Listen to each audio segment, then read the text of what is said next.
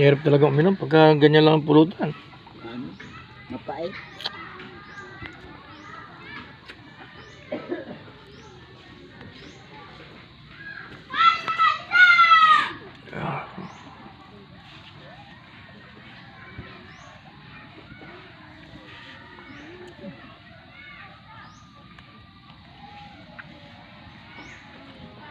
Matay, maaloy, hindi tayo maubos.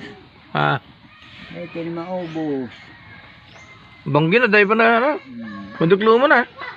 Wala magtang ilaw. Okay. Paano po tayo mainom yun? Paano po tayo makakainom ng Red Horse niya pagka ganyan? Just tinampo.